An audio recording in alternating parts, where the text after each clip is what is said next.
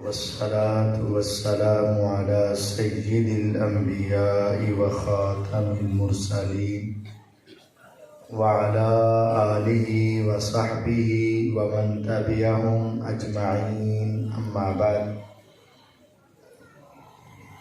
اللهم صل على محمد وعلى آل محمد كما صليت على إبراهيم وعلى آل إبراهيم إنك حميد مجيد. اللهم بارك على محمد وعلى آل محمد كما باركت على إبراهيم وعلى آل إبراهيم إنك حميد مجيد. رب اشرح لي صدري ويسر لي أمري واحلل عقدة من لساني يفقهوا قولي واجعل لي وزيرا من أهلي رب زدني علما رب زدني علما رب زدني علما. أعوذ بالله من الشيطان الرجيم. بسم اللہ الرحمن الرحیم. اتبعوا ما انزل الیکم من ربکم ولا تتبعوا من دونه اولیاء قلیلا ما تذکرون. وقال النبی صلی اللہ علیہ وسلم ستفترق امتی على 73 فرقہ كلهم في النار الا واحدہ. فقالوا من هي یا رسول اللہ صلی اللہ علیہ وسلم؟ فقال ما انا علیہ واصحابی، او کما قال النبی صلی اللہ علیہ وسلم. رواہ الترمذی. آج کا جو عنوان ہے وہ بہت اہمیت کا حامل ہے کہ کیا کسی بھی امام کی تقلید کے بغیر ہم مکمل اسلام سمجھ سکتے ہیں یا نہیں؟ اس کا مطلب اگر کسی امام کی تقلید کے بغیر اسلام سمجھ آ سکتا ہے تو اس کے دلائل دے، اور اگر نہیں آ سکتا تو پھر آپ اسلام سمجھنے کے لیے اس امام کے مقلد بن جائیں تاکہ آپ کو اسلام سمجھ آ جائے. اس عنوان کو بہت ہی آرام، پیار اور محبت سے سمجھنے کی ضرورت ہے. اس کے اندر بہت زیادہ توجہ قائم رکھنے کی ضرورت ہے. دیکھیں، اماموں کا درجہ، رتبہ، مرتبہ اپنی جگہ پر قائم ہے، لیکن اس مسئلے کو سمجھنا بھی ضروری ہے. اس مسئلے کو سمجھنے کے لیے سب سے پہلے تقلید کا معنی سمجھنا ہوگا کہ تقلید کے بغیر قرآن حدیث سمجھ آ سکتا ہے کہ نہیں. تو پہلے تو یہ سمجھ لیں کہ تقلید کیا چیز ہے. 3 الفاظ ہمارے ہاں استعمال ہوتے ہیں. ایک ہے اطاعت، ایک ہے اتباع، اور ایک ہے تقلید. ہماری دعوت ہے کہ اطاعت اور اتباع ہونی چاہیے، دونوں الفاظ. اور ہمارے دوستوں کی دعوت ہے کہ اطاعت و اتباع کے بجائے کیا ہونی چاہیے؟ تقلید۔ اب اطاعت کا معنی کیا ہے؟ اللہ تعالی جس چیز کا حکم دے یا رسول اللہ صلی اللہ علیہ وسلم جس چیز کا حکم دیں اس حکم کو ماننا اطاعت ہے۔ جیسے نماز کا حکم ہے، روزے کا حکم ہے، زکوٰۃ کا حکم ہے، اس حکم پر عمل کرنا کیا ہے؟ اطاعت ہے۔ اور دوسرا لفظ ہے اتباع۔ اتباع اس کا معنی ہے پیروی کرنا۔ اتباع لفظ سے ایک لفظ نکلا ہے تبیعہ، اسی سے تابع بھی بنتا ہے۔ تبیعہ عربی زبان میں اس گائے کے بچے کو کہتے ہیں جس کی عمر ابھی 1 سال مکمل نہیں ہوئی،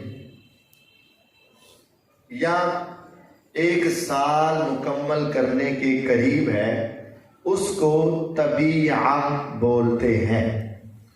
اس کو تبیعہ کیوں کہتے ہیں؟ اس کی 2 وجہ ہیں کہ اگر آپ نے جانور دیکھے ہوں، رکھے ہوں، تو آپ کو معلوم ہوگا، نہیں تو کبھی تجربہ کر لیں۔ گائے کا بچہ جب آپ اس کو چھوڑو گے نا تو وہ 2 کام کرے گا۔ اس کی رسی کھولنے کی دیر ہے، فوراً دائیں بائیں دیکھے بغیر سیدھا کس کے پاس جائے گا؟ اپنی ماں کے پاس جائے گا، اور ماں سے دودھ مانگے گا۔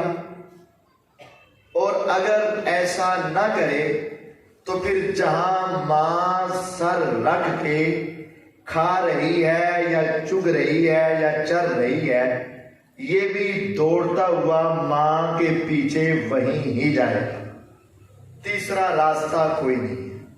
اس وجہ سے اس کو تبیعہ کہتے ہیں۔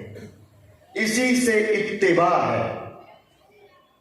قُلْ إِن كُنتُمْ تُحِبُّونَ اللَّهَ فَاتَّبِعُونِی، اے لوگو اگر تم اللہ تعالیٰ سے محبت کرتے ہو تو فَاتَّبِعُونِی، میری اتباع کرو، یحببکم اللہ، اللہ بھی تمہارے ساتھ محبت کرے گا۔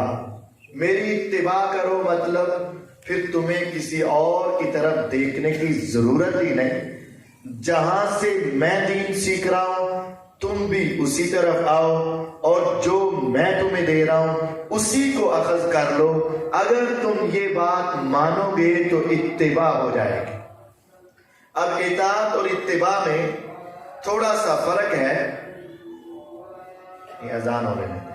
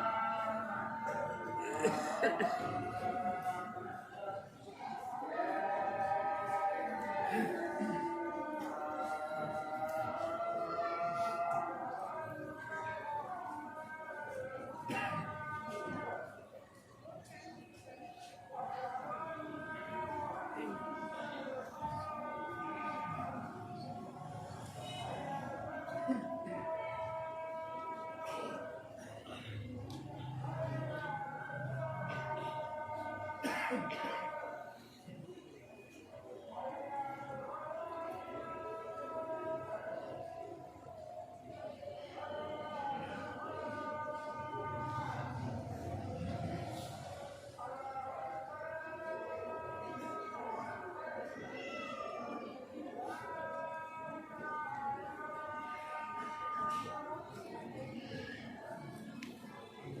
آپ یہ 3 باتیں صرف تعریفات ہی سمجھ لیں تو انشاءاللہ عنوان آپ کو سمجھ آ جائے گا۔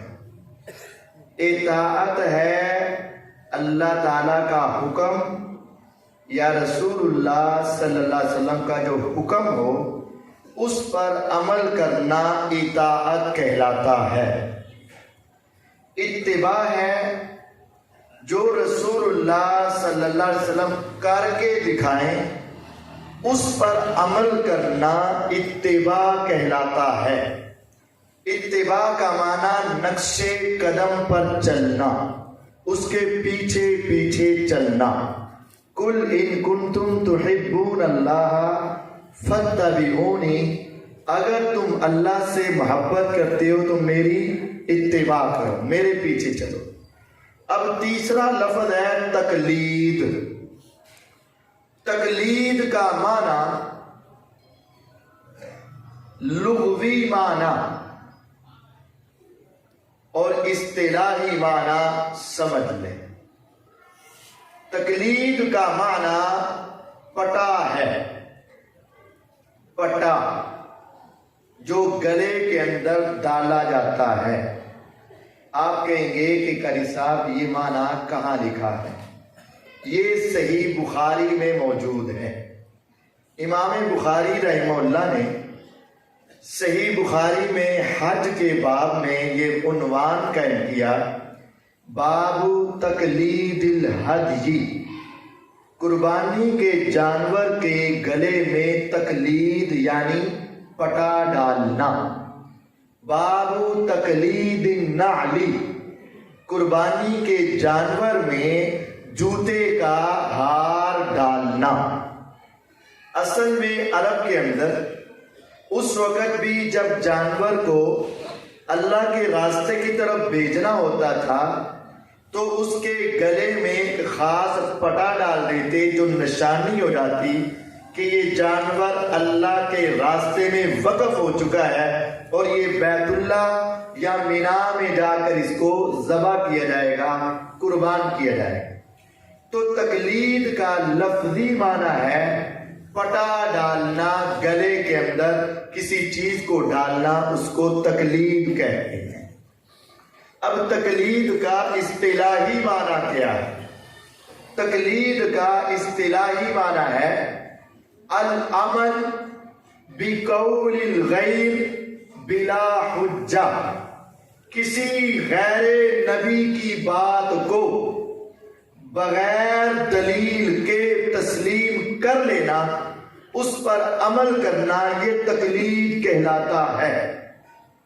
قرآن کا حکم ہو اطاعت ہے، پیغمبر علیہ السلام کی سنت ہو اتباع ہے، غیر کی بات ہو اور بغیر دلیل کے ہو اس کو ماننے کا نام تقلید ہے۔ یعنی قرآن و حدیث کو ماننا اطاعت اور اتباع ہے، اور اس کے مخالف کسی کی بات کو بغیر دلیل کے ماننا یہ تقلید ہے۔ قاری صاحب یہ تو آپ نے بڑی عجیب بات کر دی، یہ تقلید کی تعریف کس نے کی ہے؟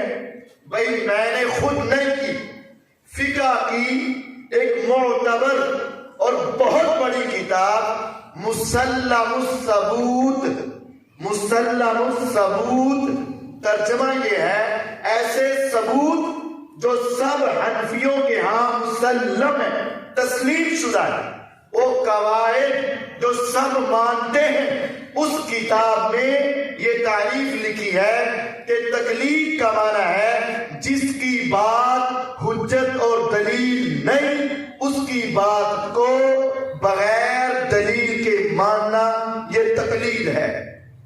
اب آئیے میں اس کا عملی ثبوت آپ کو پیش کرتا ہوں کہ تقلید کا معنی قرآن اور حدیث کے خلاف کوئی بات ماننا، یہ تقلید ہوتا ہے۔ پہلی دلیل، 3 حوالے دوں گا۔ پہلی دلیل ایک کتاب ہے جامع الترمذی۔ جامع ترمذی ہندوستان میں پڑھانے والے ایک بہت بڑے دیوبندی عالم تھے جن کو شیخ الہند کہا جاتا تھا، یعنی پورے ہندوستان کے استاد شیخ الہند۔ ان کا نام تھا محمود الحسن دیوبندی۔ محمود الحسن صاحب بہت بڑے عالم تھے۔ انہوں نے جامع ترمذی پڑھانی شروع کی، اور جامع ترمذی پڑھاتے وقت جو انہوں نے نوٹس لکھوائے، شاگردوں کو سمجھایا، اس کا نام ہے تقریر ترمذی۔ کیا نام ہے؟ تقریر ترمذی۔ اب وہ کتاب تقریر ترمذی عربی زبان میں ہر ترمذی کے شروع میں چھاپی جاتی ہے آج تک۔ آج 24 تاریخ تک پورے پاکستان میں جتنی بھی مدرسے میں پڑھائی جانے والی ترمذی حدیث کی کتابیں دیوبند مکتبہ چھاپ رہا ہے، اس کے شروع میں وہ کتاب موجود ہے۔ کتاب کا نام تقریر ترمذی، لکھنے والے شیخ الہند محمود الحسن دیوبندی صاحب۔ انہوں نے ایک مسئلہ پیش کیا، مسئلہ بڑا غور سے سمجھنے والا ہے، جس سے آپ کو تقلید کی ساری حقیقت کھل کر روز روشن اور 14ویں کے چاند اور دوپہر کے سورج کی طرح سامنے آ جائے گی۔ مسئلہ کیا ہے کہ جب 2 خرید و فروخت کرنے والے خرید و فروخت کر رہے ہوں، حدیث کا یہ فیصلہ ہے۔ اس باب کے تحت یہ وضاحت لکھتے ہیں، حدیث آ گئی کہ رسول اللہ صلی اللہ علیہ وسلم نے فرمایا البیعان بالخیار، 2 خرید و فروخت کرنے والوں کو اختیار ہے، ما لم یتفرقا، جب تک وہ جدا نہیں ہوئے۔ مثال کے طور پر میں یہ موبائل لینے گیا، ابھی اسی دکان پہ کھڑا ہوں، کتنے کا؟ کہتا ہے 10,000 کا۔ میں نے لے لیا، ابھی ادھر ہی کھڑا تھا، میں اس جگہ سے پیچھے نہیں ہٹا، میری جیب میں پیسے نہ نکلے یا کچھ ہوا، میں اس کو یہ سودا واپس کرتا ہوں اسی جگہ پہ کھڑا، تو حدیث کہتی ہے مجھے واپس کرنے کا اختیار ہے، اس کو لازمی طور پر واپس رکھنا پڑے گا، کیونکہ ابھی ہم جدا نہیں ہوئے۔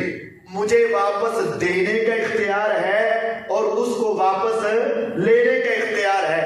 مثال اس کی بھی یہ ہے، اس نے مجھے کہا یہ 10,000 کا، میں نے 10,000 نکال کے دیا، تو اس دکان کا مالک دکان کے اندر آیا، اس نے اپنے ملازم سے پوچھا ارے کتنے کا دیا ہے؟ اس نے کہا 10 کا۔ اس نے کہا تمہیں نہیں پتا اس کی قیمت تو 20,000 ہے۔ وہ مجھے کہنے لگا بھائی آپ واپس کریں، تو میرے اوپر فرض ہے کہ میں واپس کروں، کیونکہ میں خریدنے والا اور وہ بیچنے والا ابھی اپنی جگہ سے جدا نہیں ہوئے۔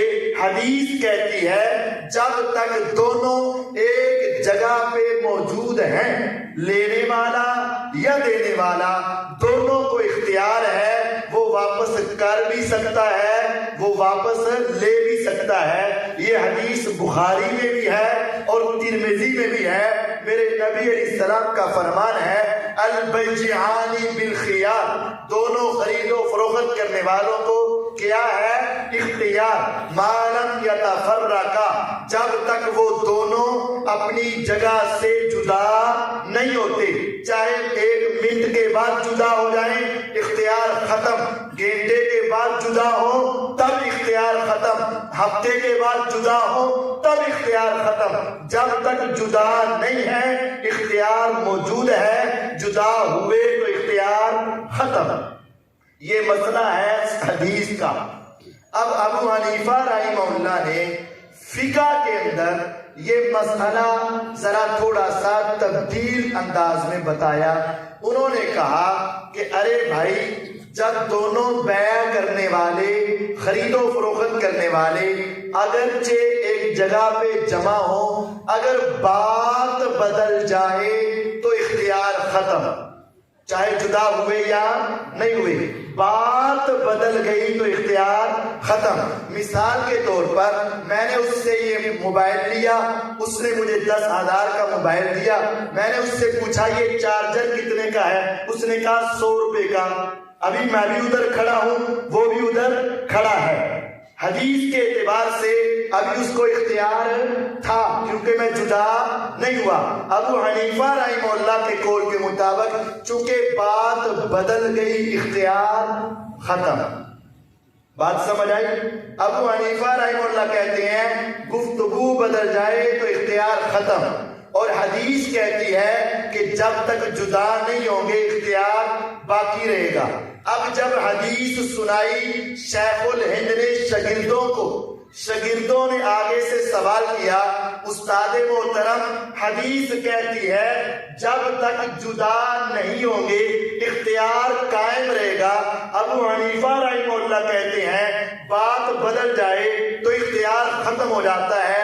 استاد آگے سے جواب دیتے ہیں الحق کو، یہ عربی عبارت کو یاد کریں، ایک ایک لفظ کا ذمہ دار ہوں. فوٹو کاپی چاہیے تو ابھی مل سکتی ہے. الحق کو والانصاف ان الترجیح للشافعی واکثر الروایات موافق للشافعی ولكن نحن مقلدون یجب علینا تقلید امامنا. ابو حنیفہ شاگردوں نے کہا اے استاد محترم جو حدیث کا مسئلہ ہے جب تک جسم جدا نہ ہوئے تب تک اختیار باقی ہے، وہی مسئلہ امام شافعی کے ہاں بھی ہے، لیکن ہمارے امام کا مسئلہ اس سے مختلف ہے. آپ بتائیے اب ہم حدیث کی مانے یا امام کی مانے؟ استاد محترم یہ لکھتے ہیں الحق کو، حق والانصاف، انصاف، ان الترجیح للشافعی، راجع بات، درست بات، صحیح بات، حق والی بات، انصاف والی بات تو وہی ہے جو حدیث میں آئی ہے، جو امام شافعی کہہ رہے ہیں وَأَكْثَرُ الرِّوَایَاتِ، اور ایک حدیث نہیں بے شمار حدیثیں موافق ہے للشافعی، شافعی کے مذہب کے موافق ہے. حدیثیں بھی شافعی کے ساتھ ہیں، حق بھی شافعی کے ساتھ ہے، انصاف بھی شافعی کے ساتھ ہے، پیغمبر کی حدیث کا مسئلہ بھی شافعی کے ساتھ ہے. ولیکن، اور لیکن، نحن مقلدون، ہم ہیں مقلد، یجب علینا، واجب، یجب واجب ہے، علینا ہم پر، تقلید امامنا، اپنے امام ابو حنیفہ رحمہ اللہ کی تقلید واجب ہے. اس وجہ سے ہم تو ابو حنیفہ رحمہ اللہ کی بات مانیں گے، حق نہیں، انصاف نہیں، حدیثیں نہیں، شریعت نہیں، ہم اپنے امام کی بات مانیں گے. اس کا نام ہے تقلید. اب کیا سمجھے آپ؟ شیخ الہند ہوں، اتنے بڑے عالم ہوں، تو تقلید کیا قرآن حدیث سکھانے کے لیے ہے یا قرآن حدیث سے روکنے کے لیے ہے؟ اس حدیث سے تو، اس واقعہ سے تو سمجھ آتی ہے کہ قرآن حدیث کو سمجھنا ہے تو تقلید کو چھوڑنا پڑے گا. اگر تم کہو گے تقلید کے بغیر قرآن حدیث سمجھ نہیں آتے تو تمہیں تقلید کا معنی پتہ نہیں ہے. تقلید کا مطلب ہی یہ ہے قرآن کو نہ سمجھنا، حدیث کو نہ سمجھنا. اگر تقلید یہ قرآن کی سمجھ کا ذریعہ ہوتی، اگر تقلید اسلام کے سمجھنے کا ذریعہ ہوتی تو شیخ الہند صاحب کو چاہیے تھا کہ وہ یہ لکھتے قرآن آ گیا، حدیث آ گئی، حق آ گیا، انصاف آ گیا، ہم اپنے امام کی بات چھوڑ کر اس حدیث کو مانتے ہیں، پھر تو یہ راستہ سیدھا تھا۔ کہتے ہیں قرآن حدیث چھوڑ کر ہم پر امام کی کیا واجب ہے؟ تقلید۔ اس کا مطلب ہے قرآن و حدیث کے خلاف کسی کی بات ماننے کا نام ہے تقلید۔ دوسری مثال بحر الرائق، کتابوں کا حوالہ نوٹ کریں، ایک ایک لفظ کی، عربی عبارت کے بھی ایک لفظ کی بھی تبدیلی ہو تو میں دنیا میں بھی آج بھی کل بھی مجرم ہوں، لیکن اگر ہر چیز کا حوالہ آپ کے سامنے ہو تو پھر آپ کو اپنے تقلید کا جائزہ ضرور لینا ہوگا۔ بحر الرائق ایک کتاب ہے فقہ حنفی کی، شرح کنز الدقائق ایک چھوٹی کتاب ہے کنز الدقائق، اس کی شرح ہے بحر الرائق۔ اس شرح کے اندر تقلید کا معنی آپ کو سمجھا رہا ہوں۔ اس شرح میں ایک مسئلہ لکھا ہے فقہ حنفی کا۔ فقہ حنفی میں یہ بات ہے، یہ بات تو ویسے ہدایہ میں بھی ہے، ہدایہ شریف بڑا معروف ہے، اس کے اندر بھی لکھی ہے۔ کیا بات؟ کہ اگر کوئی ذمی جو مسلمانوں کے علاقے میں کافر رہے اور جزیہ دے، اس کو ذمی کہتے ہیں۔ اگر کوئی ذمی ہمارے نبی صلی اللہ علیہ وسلم کو گالی دے دے تو کیا اس گالیاں دینے والے کو قتل کریں گے کہ نہیں؟ مسئلہ یہ ہے، اگر کوئی کافر ہمارے مسلمانوں کے ملک میں رہ رہا ہے، ٹیکس دے رہا ہے، جزیہ دے رہا ہے، اگر وہ کافر ہمارے پیغمبر علیہ السلام کو دن دہاڑے ہمارے سامنے گالیاں دے تو کیا یہ واجب القتل ہے کہ نہیں؟ امام شافعی رحمہ اللہ کہتے ہیں واجب القتل، امام مالک کہتے ہیں واجب القتل، امام ابو حنیفہ، امام احمد بن حنبل رحمہ اللہ کہتے ہیں واجب القتل، اور ان کے سامنے حدیث ہے میرے نبی علیہ السلام کی، وہ حدیث ابو داود میں۔ صبح صبح ایک شور مچا کہ ایک عورت لونڈی جو ہے قتل ہو گئی۔ نبی علیہ السلام نے صحابہ سے پوچھا تمہیں کسی کو پتا ہے کہ قتل ہو گئی لونڈی، کس نے قتل کی ہے؟ ایک صحابی پیچھے سے کھڑے ہوئے کہنے لگے اللہ کے نبی علیہ السلام میں نے قتل کی ہے۔ فرمایا تو نے قتل کی؟ جی ہاں میں نے قتل کی۔ فرمایا کیوں کی؟ کہنے لگا جی بات یہ ہے اے حضور علیہ السلام، وہ لونڈی آپ کو گالیاں دیتی تھی، میں نے اس کو ایک دو مرتبہ سمجھایا لیکن وہ نہ باز آئی، وہ صحابی آنکھوں سے نبینے تھے، کہتے ہیں آج رات اس نے پھر آپ کو گالی دی، مجھے غصہ آیا، برداشت نہ ہوا، میں نے ایک گینٹی کدال گینٹی وہ لی اور اس کے پیٹ کے اوپر ایک کنارہ رکھ کے دوسری طرف سے زور ڈال کے اس کا اندر پیٹا پھاڑ کے رکھ دیا اور میں نے اس کو مار کے رکھ دیا۔ آپ نے فرمایا صحابہ سن لو، میں محمد صلی اللہ علیہ وسلم انصاف کا علم بردار ہوں، لیکن جو پیغمبر کا گستاخ ہو اس کی یہی سزا ہے۔ فرمایا تو نے درست کیا، ہم تجھے معاف کرتے ہیں، تجھ سے کوئی بدلہ نہیں لیا جائے گا۔ گستاخ رسول کی سزا کیا ہے؟ واجب القتل۔ اب اس حدیث کے پیش نظر امام مالک رحمہ اللہ نے فتویٰ دیا اگر کوئی ذمی پیغمبر علیہ السلام کو گالی دے تو وہ کیا ہے؟ واجب القتل۔ امام شافعی رحمہ اللہ نے فتویٰ دیا واجب القتل، امام احمد بن حنبل رحمہ اللہ نے فتویٰ دیا واجب القتل۔ لیکن ہدایہ میں اور کنز الدقائق میں یہ فتویٰ امام ابو حنیفہ رحمہ اللہ نے دیا کہ وہ واجب القتل نہیں ہے، بلکہ اس کی حفاظت کرنا مسلمانوں کی ذمہ داری ہے۔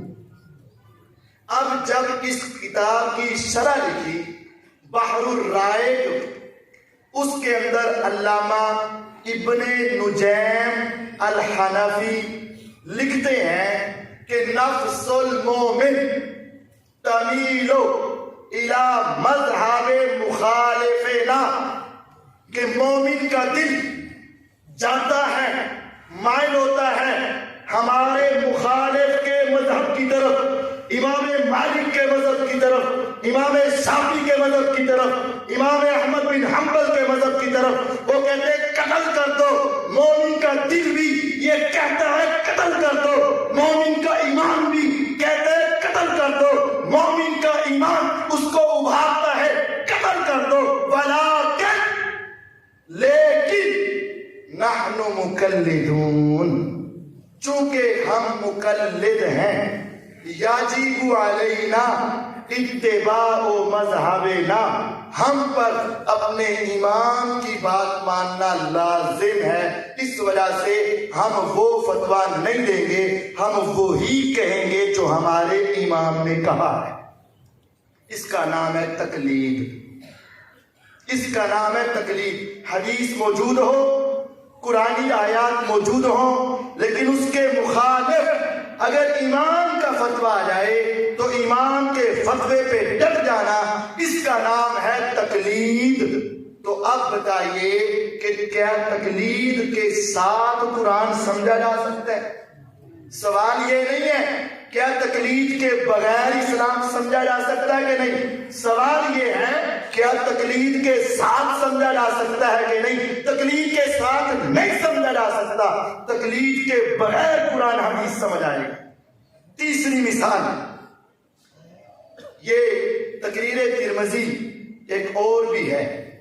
حسین احمد مدنی ٹانڈوی ہندوستان کے بہت بڑے دیوبندی عالم تھے، انہوں نے بھی ترمذی شریف پڑھائی اور اس میں اپنے شاگردوں کو اردو زبان میں یہ کتاب ہے تقریر ترمذی حسین احمد مدنی ٹانڈوی صاحب کی۔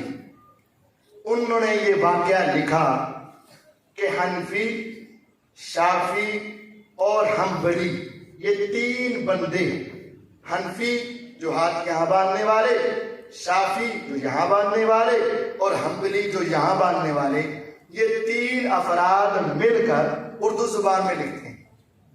ایک مالکی کے پاس چلے گئے، فقہ مالکی کے ماننے والے نماز میں ہاتھ نہیں باندھتے، ہاتھ چھوڑ کے نماز پڑھتے۔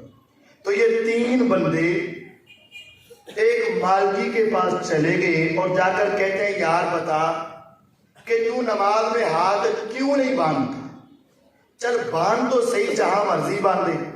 اس نے کہا تمہیں پتہ ہے کہ میں امام مالک کا مقلد ہوں؟ انہوں نے کہا جی ہاں۔ تو کہتا ہے اگر میرے پاس دلیل ہی ہوتی تو کیا میں امام مالک کی بات مانتا؟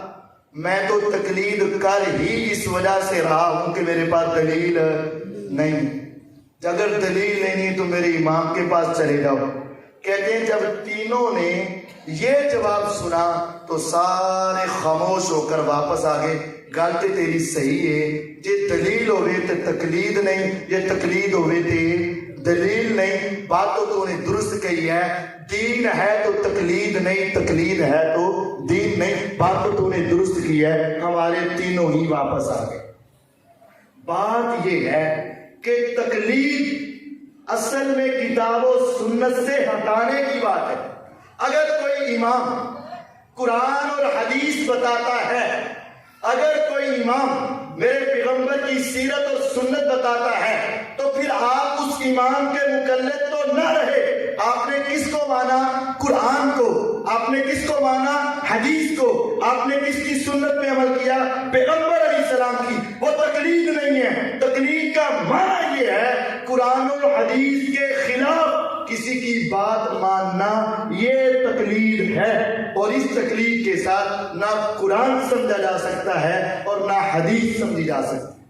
آئیے 11 سورۃ توبہ 10واں سپارہ۔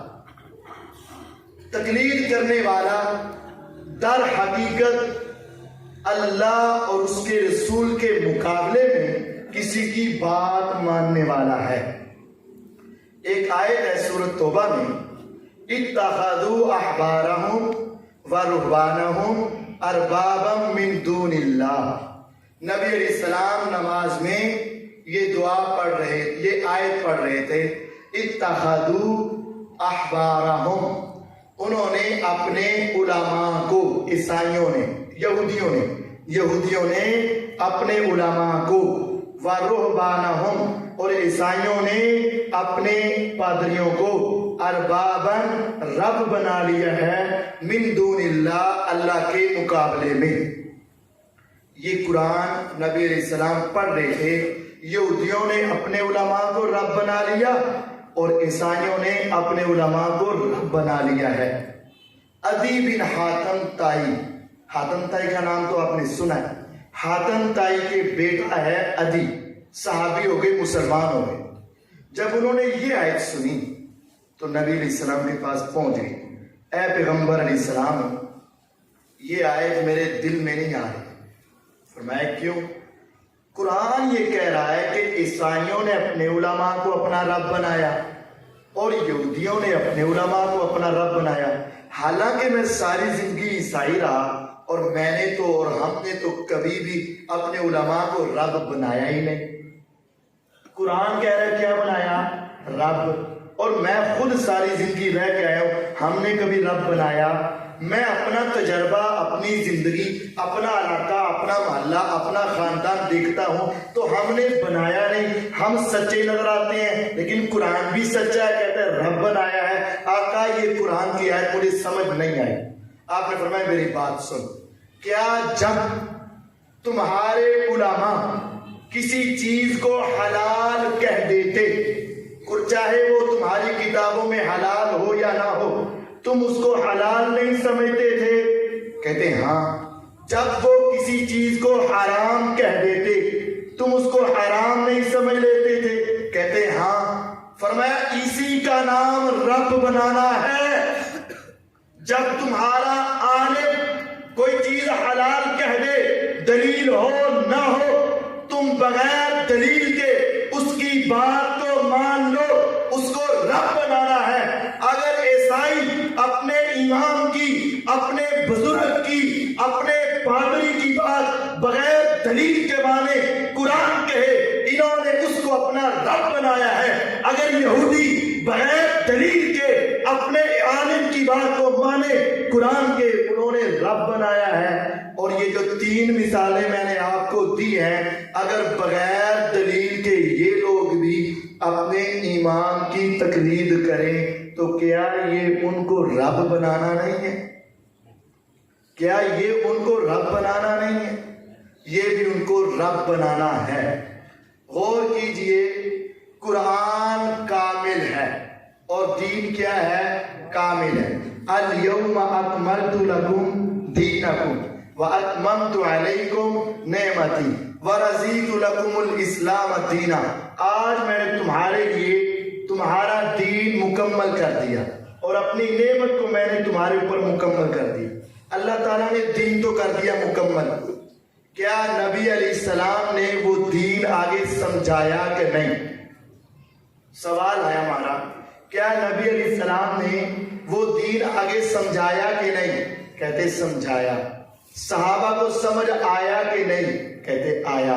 وہ صحابہ نے جو سنا تھا وہ آگے بتایا کہ نہیں؟ کہتے بتایا۔ جب دین کامل ہے اور مکمل ہے اور حضور نے پورا سمجھایا ہے، صحابہ کو سمجھ آیا ہے، صحابہ نے آگے سمجھایا ہے، تو پھر دین کے کامل ہونے کے بعد اور اس کی سمجھ آ جانے کے بعد اب کسی اور کے سمجھانے کی ضرورت نہیں۔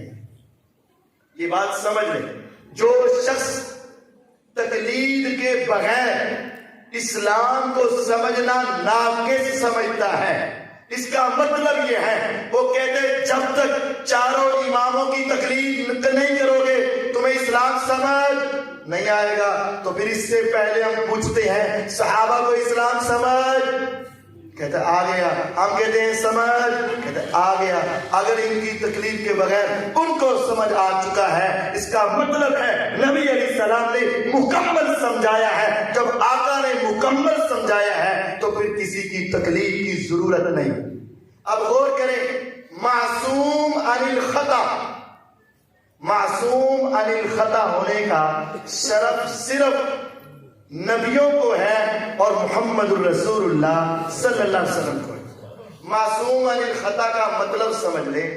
मासूम अनिल खता का मतलब है जिसको गलती नहीं लगती, और अगर कभी किसी मसले में कोई मामला पेश आ भी जाए तो अल्लाह ताला वही के जरिए उनकी रहनुमाई कर देते हैं। इस शख्स को कहते हैं मासूम अनिल खता, यानी गलतियों से महफूज। अब गलतियों से महफूज कौन है? मुहम्मदुर रसूलुल्लाह सल्लल्लाहु अलैहि वसल्लम। क्या चारों इमाम गलतियों से महफूज हैं? नहीं। जब चारों इमाम गलतियों से महफूज नहीं, चारों इमाम तो दूर की बात है, ताबीन में से कोई ताबी भी मासूम अनिल खता नहीं। ताबी तो दूर की बात है, सहाबा में से कोई सहाबी मासूम अनिल खता नहीं। सहाबा भी सारे तो दूर की बात है, चार खुलाफा वो भी मासूम अनिल खता नहीं। मासूम अनिल खता सिर्फ एक है, मुहम्मदुर रसूलुल्लाह सल्लल्लाहु अलैहि वसल्लम है। जब उनसे गलती हो सकती है तो फिर दीन समझने के लिए गलती वाले की तरफ नहीं जाया जाएगा, बल्कि उसकी तरफ जाया जाएगा जिससे गलती नहीं हो सकती है। अगर तुम कहते हो इन चारों से गलती का इम्कान है, इसका मतलब है फिर इनसे सीखे हुए मसले में भी गलती का इम्कान मौजूद है। हम कहते हैं दीन उससे सीखो जिससे गलती का इम्कान नहीं है, और वो फकत मुहम्मदुर रसूलुल्लाह सल्लल्लाहु अलैहि वसल्लम है। इसीलिए इमाम मालिक रहमहुल्लाह ने कहा था, पैगंबर अलैहिस्सलाम के रोजा मुबारक और कब्र अतहर की तरफ इशारा करके, मा मिन अहादिन इल्ला युखज़ु मिन कौलिही व युतरक। लोगों, दुनिया के अंदर हर इंसान की बात को मेयार के ऊपर परखा जाएगा, किताब और सुन्नत के ऊपर परखा जाएगा। उसकी बात अगर किताब और सुन्नत के मुवाफिक है ले ली जाएगी, मुखालिफ है रद्द कर दी जाएगी। हर एक को तोड़ा जाएगा, हर एक को परखा जाएगा, हर एक को चेक किया जाएगा। सिर्फ एक हस्ती है, वो जो कह दे कभी परखा नहीं जाएगा, वो एक फकत यही कब्र वाले मोहम्मद सल्लल्लाहु अलैहि वसल्लम है। इसके अलावा हर एक की बात ली भी जा सकती है और छोड़ी भी जा सकती है। अबू बकर रज़ी अल्लाह अन्हु से बढ़कर क्या कोई पैगंबर को जानने वाला था? नहीं। पहले दिन से इस्लाम कबूल करने वाले अबू बकर रज़ी। और आखिरी नमाज बुखारी में, आखिरी नमाज जो मेरे आका ने मस्जिद में आकर अदा की, हुजूर अलैहिस्सलाम से आया नहीं जा रहा था, तबीयत थोड़ी सी संभली। हजरत अब्बास, हजरत अली रज़ी अल्लाह के कंधों पर हाथ दिए, जमीन पर पांव इस तरह लकीरें बना रहे हैं, पांव उठाने की सकत भी नहीं, लड़खड़ाते कदमों से मस्जिद में आए। अबू बकर रज़ी अल्लाह नमाज पढ़ा रहे थे, मेरे आका आकर बैठ गए। आवाज बड़ी हल्की थी, आका आहिस्ता बोलते, अबू बकर ऊंची आवाज पीछे पहुंचाते। आखिरी नमाज जो आपने मस्जिद में अदा की, पढ़ाने वाले मेरे आका थे, और इस तरह साथ खड़े होकर पढ़ने वाले कौन थे? अबू बकर सिद्दीक रज़ी अल्लाह। पहले दिन से आखिरी दिन तक आपका साथ देने वाले अबू बकर रज़ी अल्लाह। लेकिन इनकी बात भी कबूल भी की जाएगी और छोड़ी भी जाएगी। उठाइए बुखारी, अबू दाऊद में एक दादी आई, और दादी आकर कहने लगी कि ए अबू बकर रज़ी अल्लाह अन्हु खलीफा थे, क्या मुझे वरासत में से हिस्सा मिलेगा? कुरान की आयत में दादी का हिस्सा नहीं है। कुरान में जहां वरासत का मसला है वहां दादी का हिस्सा नहीं है। अबू बकर रज़ी अल्लाह ने कह दिया दादी को हिस्सा कोई नहीं मिलेगा। अब कहने वाला कौन है? अबू बकर सिद्दीक रज़ी अल्लाह। जब आपने ये फतवा दे दिया तो एक बूढ़ी औरत को पता चला, और उसने खड़े होकर कहा, ए अबू बकर, تیری عظمت کو سلام، تیرے مقام کو سلام، تیرے مرتبے کو سلام، تیری ساری قربانیوں کو سلام، لیکن بات یہ ہے میرے ان کانوں نے یہ بات سنی ہے محمد الرسول اللہ صلی اللہ علیہ وسلم نے دادی کو چھٹا حصہ دیا ہے 1/6۔ اب اگر ہو تقلید، ایک طرف آ گئی حدیث، ایک طرف آگے ابو بکر صدیق رضی اللہ عنہ، تقلید کہتی ہے کس کی بات مانو؟ امام کی، لیکن حدیث کہتی ہے اور امام مالک کہتے ہیں اس قبر والے کے علاوہ ہر ایک کی بات کو قبول بھی کیا جا سکتا ہے اور چھوڑا بھی جا سکتا ہے۔ جب ابو بکر صدیق رضی اللہ عنہ نے اس عورت کی یہ گواہی سنی، اٹھائیے ابو داؤد، اس وقت کے خلیفہ، اس وقت کے حکمران، میرے پیغمبر کے جانشین، میرے نبی علیہ السلام کے سب سے عظیم صحابی، جنت کی ضمانت، میرے آقا کی دلیل کو سمجھنے والے، قرآن و حدیث کے حافظ، قرآن کے عالم، لیکن جب دلیل آ گئی ابو بکر کہتے ہیں لوگوں آج کے بعد میرا بھی وہی موقف ہے جو اس نے پیغمبر کی حدیث کو سنایا ہے۔ ابو بکر اپنی بات سے رجوع کر لیتا ہے۔ یعنی قرآن و حدیث کو سمجھنا ہے تو دلیل کے ساتھ سمجھنا ہوگا، ہر ایک کی بات لی بھی جا سکتی ہے، چھوڑی بھی جا سکتی ہے۔ آپ جانتے ہیں عمر رضی اللہ تعالیٰ نے ایک فتویٰ دیا حج تمتع نہیں ہوگا۔ حج کی 3 قسمیں، اکیلا حج، حج مفرد، حج اور عمرہ اکٹھا، گھر سے قربانی لے کر جائیں، عمرہ کر کے احرام نہیں کھولنا، حج کر کے احرام کھولنا ہے، اس کا نام ہے حج قران۔ حج تمتع جو تم اور ہم کرتے ہیں، اللہ ہم سب کو کرنے کی توفیق دے۔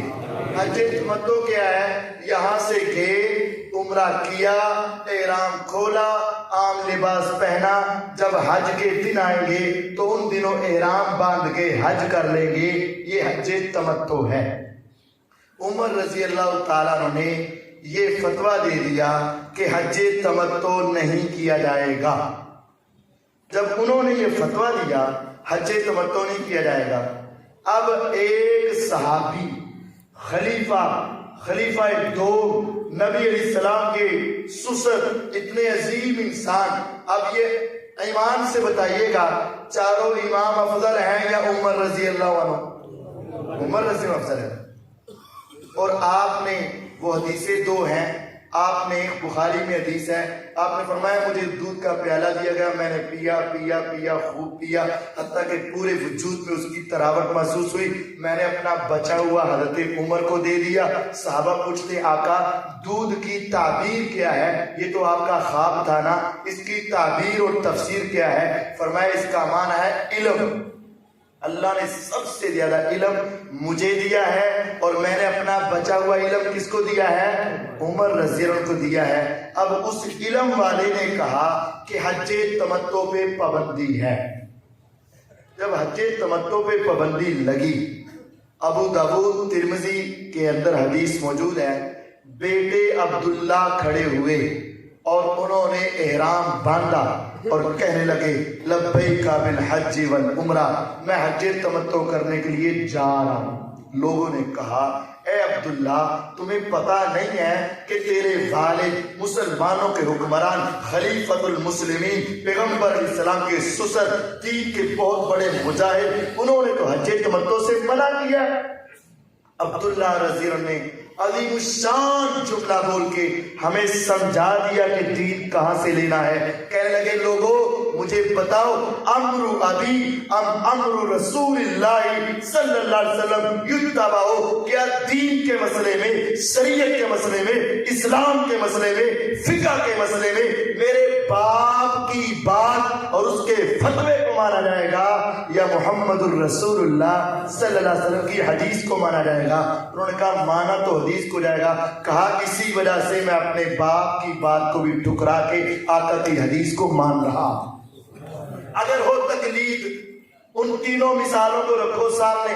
میں نے ویسے اپنے طور پر 11 مثالیں لکھی تھی، لیکن میں نے صرف آپ کو 3 بتائی ہیں۔ کہ تقلید کیا ہے، قرآن حدیث کے مقابلے میں کسی کی بات ماننا، اس کا نام تقلید ہے۔ اگر تم تقلید کرنا چاہتے ہو تو پھر تو صحابی کو حضرت عمر کی بات ماننی چاہیے تھی، لیکن نہیں، ایک شخصیت ایسی ہے جس کی ہر بات کو قبول کیا جائے گا، وہ محمد الرسول اللہ صلی اللہ علیہ وسلم ہے۔ باقی ہر ایک کی بات کو چیک کیا جائے گا، قبول بھی اور رد بھی، لیا بھی اور چھوڑا بھی جائے گا۔ اب جب کسی کی بات کو چھوڑا جا سکتا ہے تو پھر امام کی بات کو بھی چھوڑا جا سکتا ہے۔ اور جو کہتے ہیں نہیں تقلید واجب ہے، گویا کہ وہ اپنا فیصلہ کس سے کروا رہا ہے؟ اپنے امام سے۔ جیسا کہ بزرگوں نے ایک دلیل آپ کو پیش کی، یہاں بھی شاید وہ کتاب موجود ہو، جاء الحق، مفتی احمد یار خان نعیمی صاحب، انہوں نے لکھا ہے واضح، 4 مذہبوں سے نکلنے کی اجازت نہیں، اگرچہ وہ بات قرآن کے موافق ہو، حدیث کے موافق ہو، شریعت کے موافق ہو، لیکن ہم 4 سے نکل نہیں سکتے، اس کا نام ہے تقلید۔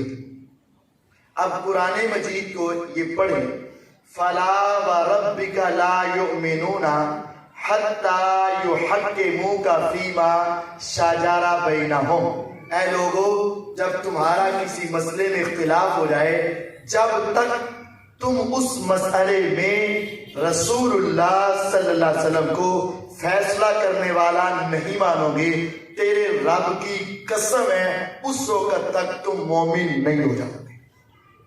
اب بات ہے جب تک تم فیصلہ کس سے نہیں کرواؤ گے؟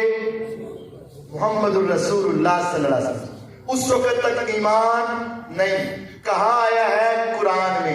کہاں؟ 5واں سپارہ سورۃ النساء، فلا وربک، تیرے رب کی قسم، لا یؤمنون، ان کے اندر ایمان کا ذرہ بھی نہیں، ایمان کی رتی بھی نہیں، ایمان کا ایک نقطہ بھی نہیں۔ کب تک نہیں؟ حتی یحکموک فیما شجر بینہم، جب تک اپنے اختلافات میں، جب تک اپنے تفرقے میں، جب تک اپنے مسئلوں میں آپ سے فیصلہ نہیں کروائیں گے، مومن نہیں۔ آپ سے فیصلہ کروائیں گے تو کیا بن جائیں گے؟ مومن۔ اب فیصلہ کروانا ہے، مالکی کہے گا میرے مالک کو مان لو، شافعی کہے گا میرے امام شافعی کو مان لو، حنبلی کہے گا میرے امام احمد بن حنبل کو مان لو، اور حنفی کہے گا میرے امام ابو حنیفہ کو مان لو، اور ہم کہیں گے سب کے احترام کرتے ہوئے اس کی بات مان لو جس کی بات محمد الرسول اللہ صلی اللہ علیہ وسلم کے موافق ہے۔ اگر ان 4 کی بات ان کے موافق ہے تو مانی جا سکتی ہے، اگر 4 کی بات ان کے موافق نہیں ہے، امام مالک کی بات کو چھوڑا جا سکتا ہے، شافعی کی بات کو چھوڑا جا سکتا ہے، احمد بن حنبل کی بات کو چھوڑا جا سکتا ہے، ابو حنیفہ کی بات کو چھوڑا جا سکتا ہے۔ رحمہم اللہ، اللہ ان 4 پہ کروڑوں رحمتوں کا نزول کرے۔ لیکن اگر تم نے ایک مرتبہ قرآن آیا، ادھر امام آیا، ادھر قرآن آیا، ادھر امام آیا، ادھر حدیث آئی، ادھر امام آیا، قرآن حدیث کو چھوڑ کے امام کی تقلید پہ جم کے، تو قرآن کہتا ہے فلا وربک لا یؤمنون، تیرے رب کی قسم ہے اس کے اندر ایمان نہیں ہے۔ تقلید کیا ہے؟ امام کی بات ماننی ہے، اور اتباع کیا ہے؟ فقط محمد الرسول اللہ صلی اللہ علیہ وسلم کی بات ماننی۔ فیصلہ کس سے کروانا ہے؟ امام سے نہیں، صرف اللہ اور اس کے رسول سے۔ 5واں سپارہ سورۃ النساء، یا ایھا الذین آمنوا اطیعوا اللہ واطیعوا الرسول واولی الامر منکم، اے ایمان والو اللہ کی اطاعت کرو اور رسول صلی اللہ علیہ وسلم کی اطاعت کرو اور اپنے اولی الامر کی اطاعت کرو۔ کہتے دیکھا نا یہ آیت، دیکھو اللہ کی اطاعت اور رسول کی اطاعت، اور تیسری کس کی اطاعت؟ اولی الامر۔ تو کہتے دیکھو نا پھر آ گیا نا، اماموں کی بات مانو، ہم کہتے آ گئے، سمجھ لو آ گئے۔ اولی الامر سے ایک مراد ہے علماء اور ایک مراد ہے حاکم وقت۔ ہم کہتے ہیں چلو آ گیا، اللہ کی اطاعت کرو، अतीउ अल्लाह, अल्लाह के साथ लफ्ज क्या आया है? अतीउ। व अतीउ रसूल, रसूल सल्लल्लाहु अलैहि वसल्लम के साथ लफ्ज क्या आया? अतीउ। व उलिल अम्र मिनकुम, इनके साथ अतीउ का लफ्ज फर्क है ना। या अय्युहल्लज़ीना आमनू अतीउल्लाह व अतीउर रसूल व उलिल अम्र मिनकुम, अल्लाह के साथ इताअत का लफ्ज है, रसूल के साथ इताअत का लफ्ज है, उलिल अमर के साथ इताअत का लफ्ज नहीं है। इसका मतलब ये है असल इताअत अल्लाह की, असल इताअत रसूलुल्लाह की, जो उलिल अमर इनके मुवाफिक हो जाए उसकी भी बात मानो। कहता नहीं नहीं, इनकी भी असल इताअत है। हम कहते हैं आयत आगे पढ़, फ़इन तनाज़ातुम, अगर तेरा झगड़ा हो जाए, इख्तिलाफ हो जाए, एक इमाम ये के, एक इमाम ये के, एक इमाम ये के, फिर क्या है? अपने अपने इमाम को मान लो? नहीं, फरुद्दूहु इलल्लाहि वर रसूल, फिर उसका फैसला किससे करवाना है? अल्लाह और उसके रसूल की तरफ। तीसरा रास्ता नहीं है कुरान में, तीसरा रास्ता नहीं है। जब भी तुम्हारा इख्तिलाफ हो, जब भी तुम्हारा झगड़ा हो, जब भी तुम्हारा तफरका हो, जब भी तुम्हारा तनाजा हो, ये नहीं कहा गया जिस इलाके में जिस इमाम को माना जाता है तुम उस इमाम की मान लो, चारों में से किसी एक को मान लो, नहीं कहा। फरमाया फ़इन तनाज़अतुम, अगर तुम्हारा तनाजा हो जाए, फरुद्दूहु इलल्लाहि वर रसूल, अल्लाह और उसके रसूल, सिर्फ ये एक रास्ता है, इसके अलावा कोई और है ही नहीं। लेकिन अगर अल्लाह ने आगे शर्त लगा दी, ये मानोगे तब, इन कुंतुम तुमिनून बिल्लाहि वल यौमिल आखिर, अगर अल्लाह पर क़यामत के दिन पे यकीन है तब तुम्हारा फैसला अल्लाह और उसके रसूल की तरफ जाएगा। अगर तुम इसके और की तरफ ले जाओ तो समझ लो तुम्हारा अल्लाह और क़यामत पे यकीन। अब हमारा यकीन है कि नहीं है, तो हमारा फैसला किधर जाना चाहिए? अल्लाह और उसके रसूल सल्लल्लाहु अलैहि वसल्लम की तरफ। तकलीफ तो फिर गई। आप सुने, मारूफ हदीस है जो मैंने शुरू में पढ़ी, नबी अलैहिस्सलाम ने फरमाया था यहूदियों के 71 फिरके और ईसाइयों के 72 और मुसलमानों के 73। हदीस है जामिअ तिर्मिज़ी में, सुनी हुई है। आपने फरमाया कुल्लुहुम फिन्नार, सारे जहन्नम में, इल्ला वाहिदा, सवाए एक। ये हदीस है ना, सभी मानते। 73 फिरके सारे जहन्नम में सवाए एक। एक के चारों के, सवाए एक के चारों के, एक या चार। हदीस में क्या है? एक या चार। कहते चारों इमाम बरहक है, कहते बरहक हैं। कहते हदीस में आया एक, वो कौन सा है? मालिकी कहेगा मेरा है, शाफी कहेगा मेरा है, हनफी कहेगा मेरा है, हम्बली कहेगा मेरा है। चलो हम मानते हैं, थोड़ा सा आगे चलते हैं। अगर कहेंगे एक में से कौन? कहते हैं माल हनफी, चलो कह लेते हैं अबू हनीफा का, तो बाकी 3 फिर किधर गए? कहते वो भी हक पर, भाई हक पर है तो वो एक क्यों? अच्छा चलो अब हनफी हैं, हनफी की भी 2 किस्में हैं, एक बरेलवी है और एक देवबंदी भाई हैं। भाई इनमें से कौन? हनफी में से भी आधा हो गया, अब कहते हैं देवबंदी हैं। हम फिर उससे पूछेंगे भाई आधा तो पहले कर दिया, अब देवबंदी में से आधा नहीं किया, 4 में से चौथा हिस्सा था हनफी, अब हनफी को भी आधा कर दिया तो 8वां हिस्सा हो गया देवबंदी। अब देवबंदी भी 2 है, हयाती के ममाती। कहता है हयाती, जो कोई कहेगा ममाती, हम कहेंगे ये तो 16वां हिस्सा हो गया। अब 16वां हिस्सा जाएगा, तुम कहते 4, अब तुमने आकर 1 को बना दिया। हमें ये बताओ 1 जाएगा कि 4? 1। अब 1 की निशानी क्या है? अब 1 की निशानी क्या है? सहाबा तड़प उठे, ऐ पैगंबर अलैहिस्सलाम 73 फिरके बनेंगे, हमने अपनी औलादों को छोड़ा जन्नत में जाने के लिए, हमने वालिदैन को छोड़ा जन्नत में जाने के लिए, कारोबार को छोड़ा जन्नत में जाने के लिए, खानदानों को छोड़ा जन्नत में जाने के लिए, अपने कौम कबीले को छोड़ा जन्नत में जाने के लिए। आका अगर आपकी उम्मत के 73 फिरके बनेंगे, आप मुझे जल्दी से बताएं वो एक कौन है जो जन्नत में जाएगा? हम सहाबा भी उसी के ऊपर चल पड़े। फरमाया सहाबा खुश हो जाओ, वो एक जो जन्नत में जाएगा, मा अना अलैहि و اصحابی وہ ہے جس پر میں اور تم موجود ہو، جو میرے اور تمہارے راستے پر آئے گا وہ سیدھا جنت میں چلا جائے گا۔ اب ایک کون ہے؟ حدیث میں ہے، آپ نے فرمایا 73 فرقے، 73 میں سے ایک جنتی۔ جنتی کی نشانی کیا ہے؟ جو پیغمبر اور پیغمبر علیہ السلام کے صحابہ کے نقش قدم پر چلے گا وہ جنت میں چلا جائے گا، اور جو ان کے نقش قدم سے ہٹے گا وہ جنت میں۔ اب ہم پوچھتے ہیں صحابہ کس کے مقلد تھے؟ کیونکہ جنت میں جانے والے راستے کی فرقے کی نشانی کیا ہے؟ نبی علیہ السلام اور صحابہ کے راستے پہ۔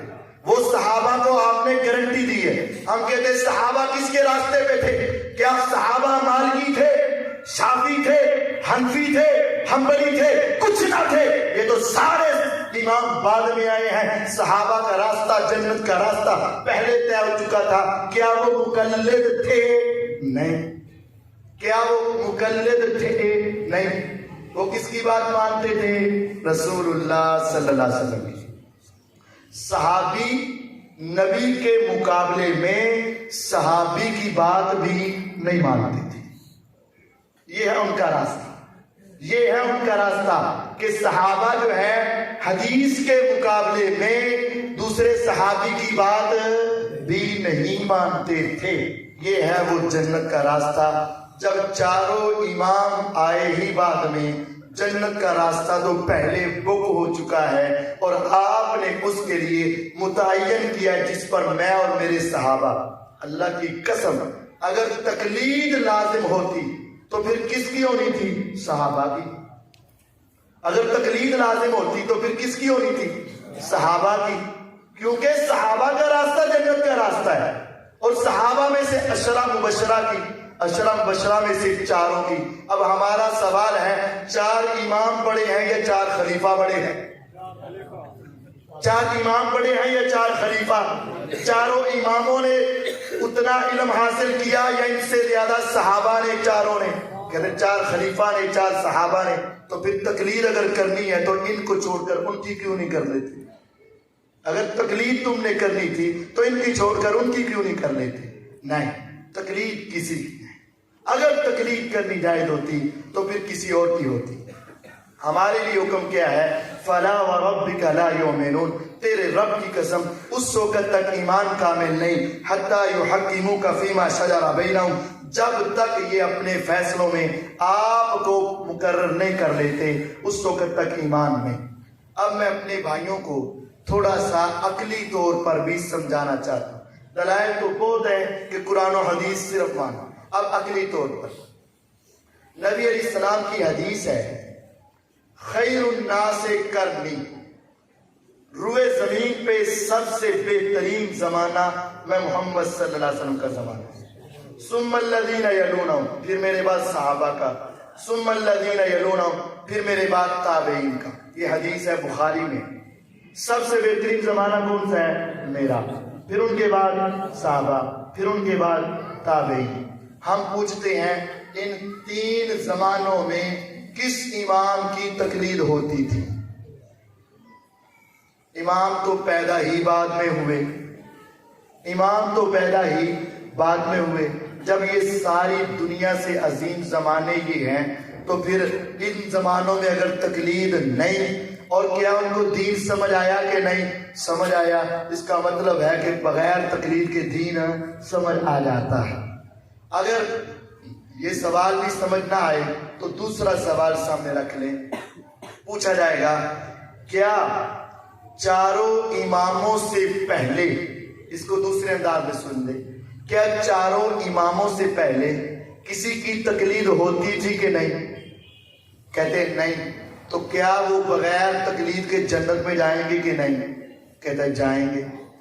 اگر وہ بغیر تقلید کے چلے جائیں گے تو بھی، اگر پہلے کہتے تقلید ہوتی تھی تو ہمیں اس امام کا نام بتایا جائے، اور اس امام کی تقلید پھر چھوڑی کیوں ہے وہ بھی بتایا جائے کہ اس کی چھوڑی کیوں ہے۔ ہمارا تیسرا سوال یہ ہے، اماموں نے خود علم حاصل کیا یا اپنے استادوں سے؟ کہتے استادوں سے۔ تو پھر زیادہ علم اماموں کے پاس تھا یا استادوں کے پاس؟ کہتے ہیں استادوں کے پاس.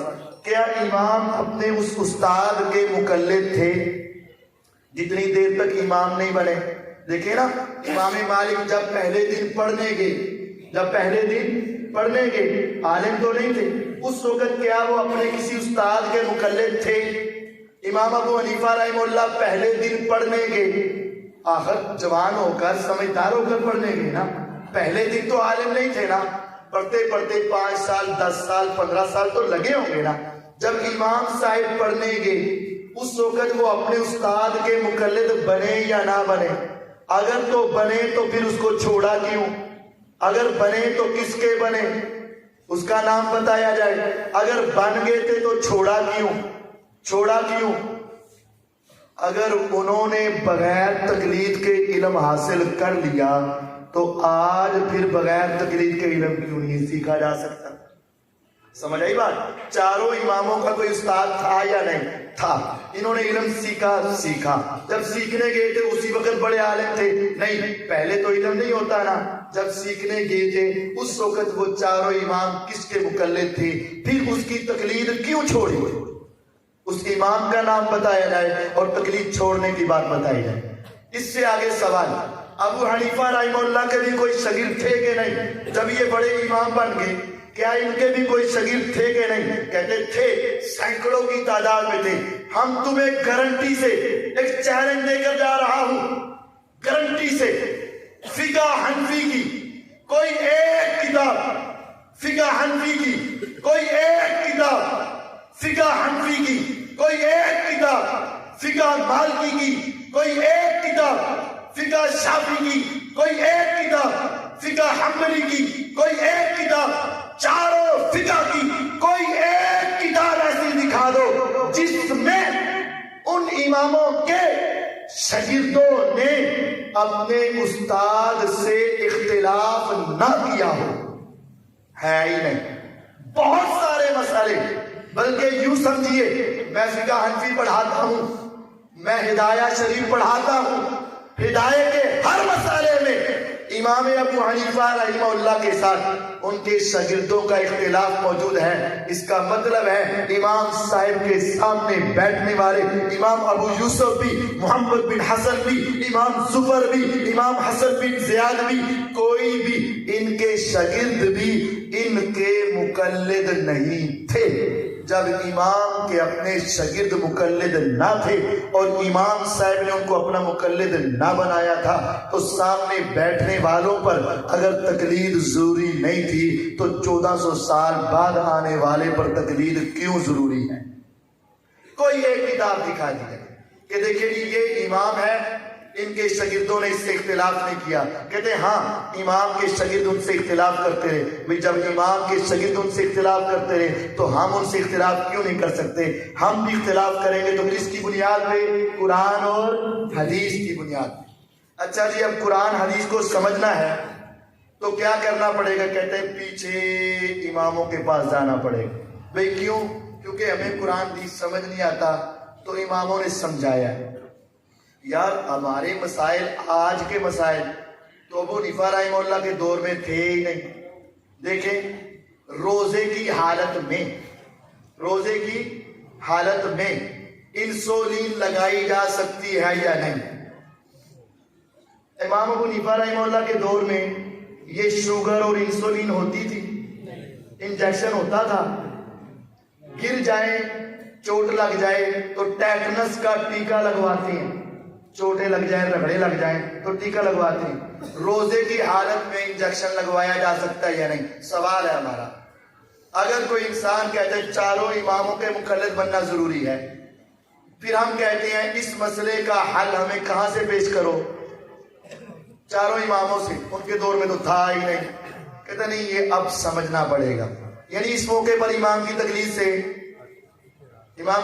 سے باہر نکلنا پڑے گا. بھئی اس میں نکل سکتے تو باقی مسائل میں کیوں نہیں نکل سکتے؟ بھئی اس میں نکل سکتے تو باقی مسائل میں کیوں نہیں نکل سکتے؟ اسی طرح بہت سارے جتنے آج جدید ترقی والے مسائل ہیں ان تمام مسائل میں امام صاحب کی بات موجود نہیں ہوگی، تو ہمیں کیا کرنا پڑے گا؟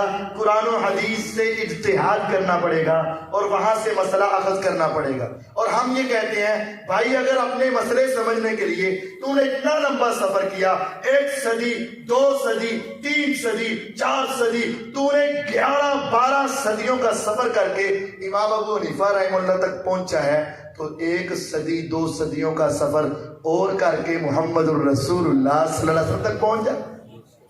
اگر تیرے آج کے مسئلے تم کہتا ہے فقہ حل کرتی ہے، میں کہتا ہوں اگر 12 صدیوں کا فاصلہ طے کر کے ان سے کروا رہا ہے، 1 صدی اور ذرا آگے طے کر لے، صحابہ تک پہنچ جا، 1 صدی اور آگے چلا جا، محمد الرسول اللہ صلی اللہ علیہ وسلم تک چلا جا۔ کیا واقعہ ہے کہ جب تم اتنا راستہ اس امام تک طے کر لیتے ہو تو آگے تو راستہ ہی بڑا آسان ہے، فتنے تو بعد میں ہیں، فساد تو بعد میں ہے، اختلاف تو بعد میں ہے، آگے تو راستہ ہی بالکل کلیئر ہے، سارے کتاب و سنت کے متبع تھے۔ جب اتنا فاصلہ پیچھے جاتے ہو، یا تو اب مانو اب کے اماموں کی، تو جب پیچھے جاتے ہو تو پیچھے پھر محمد الرسول اللہ صلی اللہ علیہ وسلم تک کیوں نہیں پہنچ جاتے؟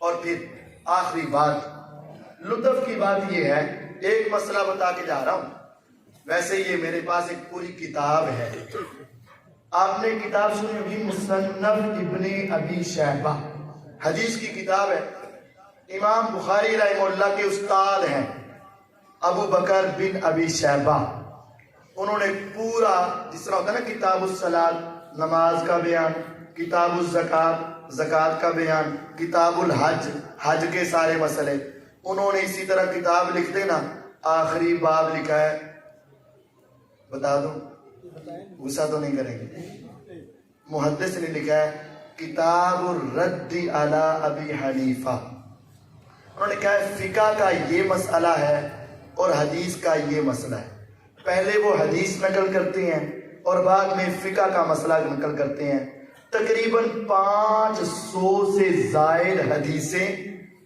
ایک طرف حدیث نقل کرتے ہیں اور ایک طرف فقہ نقل کرتے ہیں، اور وہ یہی کہتے ہیں لوگوں تقلید چھوڑ کے حدیث کی طرف آ جاؤ۔ وہ 500 سے زائد مسئلے ہیں، صرف ایک مسئلہ میں اپنے مقلد بھائیوں سے کہہ دیتا ہوں، بھائی ہم نے تو تمہیں سمجھایا ہے تقلید نہیں کتاب و سنت، تقلید نہیں قرآن و حدیث، تقلید نہیں اللہ اور اس کے رسول کی اتباع، اگر تم پھر بھی کہتے ہو نہیں قاری صاحب ہم نے تقلید کرنی ہے، تو میں کہتا ہوں میں تمہیں سچا مقلد اس وقت مانوں گا جب تو اس مسئلے پر عمل کرے گا، اگر اس مسئلے پر عمل کرے تو میں تمہیں سچا مقلد مان لوں گا۔ وہ مسئلہ کیا ہے؟ میں کوئی برا مسئلہ نہیں سنانے لگا، برے مسئلے بھی ہیں۔ ہدایہ کتاب میں لکھا ہے کہ امام کو نمازیں پڑھانے اور جمعہ پڑھانے کے پیسے لینا حرام ہے، اور ہدایہ فقہ کے اندر لکھا ہے قرآن پڑھا کر بچوں کو اس کی اجرت لینا حرام ہے، حدیث میں جائز ہے اور فقہ کے اندر کیا ہے؟ حرام ہے۔ ہم کہتے ہیں میرے بھائیوں تم فقہ کو اپنے سینے سے لگا لو اور تقلید کو کوٹ کر پکڑ لو، زور سے پکڑ لو، اور آج ہی اعلان کر دو آج کے بعد میں سچا مقلد ہوں، آج کے بعد میں پکا مقلد ہوں، آج کے بعد میں پکا ابو حنیفہ رحمہ اللہ کی تقلید کروں گا، آج کے بعد میں نے مسجد سے وظیفہ میرے لیے حرام، بچوں کی پڑھائی کے پیسے حرام، جمعے کے پیسے حرام، اور میں نے جو تمہیں نمازیں پڑھائی وہ سارے پیسے حرام، میں سارے پچھلے واپس بھی کروں گا اور آئندہ تم سے کوئی مطالبہ نہیں کروں گا، کیونکہ میں ابو حنیفہ رحمہ اللہ کا کیا ہوں۔ اس کے اوپر میرے بھائی نہیں مانتے۔